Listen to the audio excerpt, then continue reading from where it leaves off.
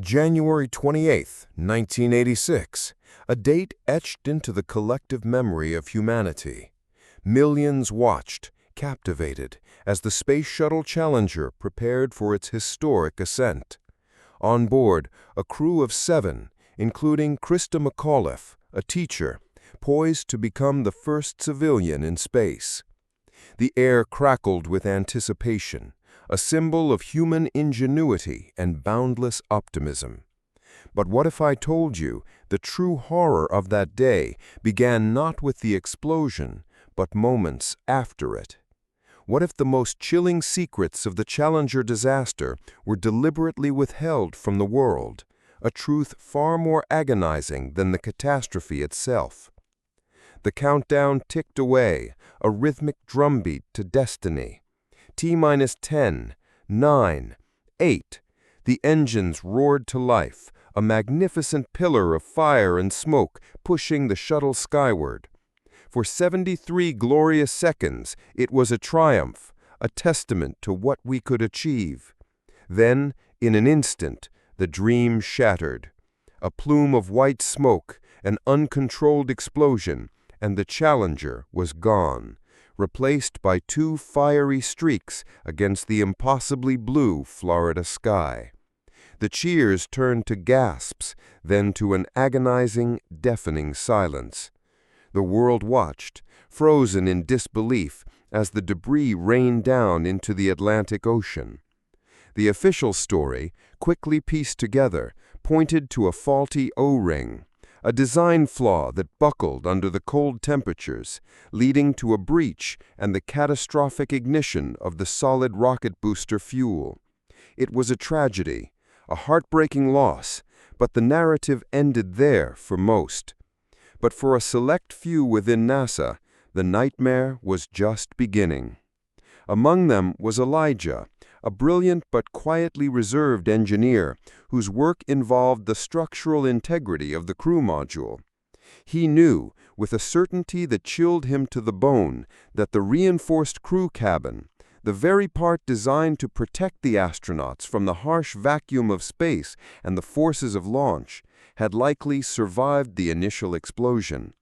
It was a separate, robust structure, not instantly vaporized by the fireball.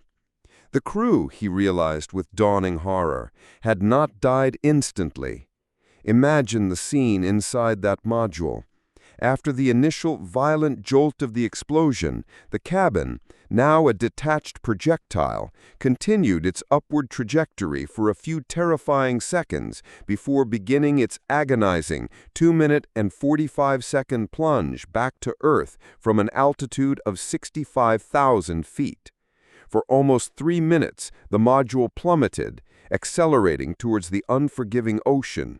Inside, the G-forces would have been immense, up to 20 Gs, far beyond what the human body can sustain without severe injury. But the cabin itself, though damaged, was likely still pressurized for a crucial period. This meant the astronauts, though battered and likely gravely injured, were almost certainly conscious. They were aware. They were falling. Elijah and his colleagues, poring over the telemetry and debris analysis in the days and weeks that followed, pieced together this horrifying scenario. The oxygen tanks, though compromised, might not have ruptured immediately.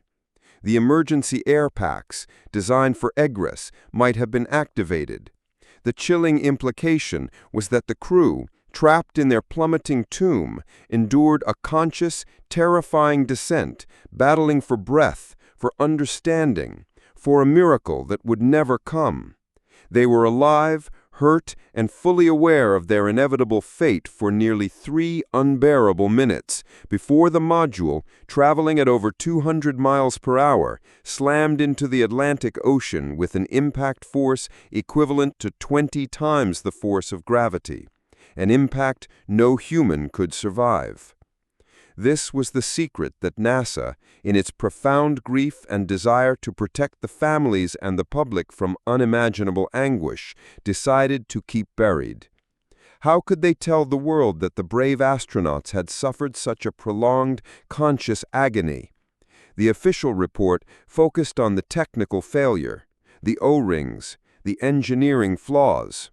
It provided a clean, albeit tragic, explanation. But the truth, the raw, visceral truth of what those 7 individuals likely experienced, remained a silent, unspoken burden for those like Elijah who knew. It was a truth deemed too cruel, too devastating, to ever be fully disclosed. The Challenger disaster forever changed space exploration, leading to stricter safety protocols and a renewed focus on risk assessment. But the hidden details, the horrifying possibility of those final, conscious moments, cast an even darker shadow over that fateful day. It serves as a stark reminder of the immense courage of those who venture beyond our world and the profound, often unbearable sacrifices they sometimes make. And for those who knew, like Elijah, the sky above Florida on that cold January morning will forever hold not just the memory of a shattered dream, but the chilling echo of an unimaginable, silent scream.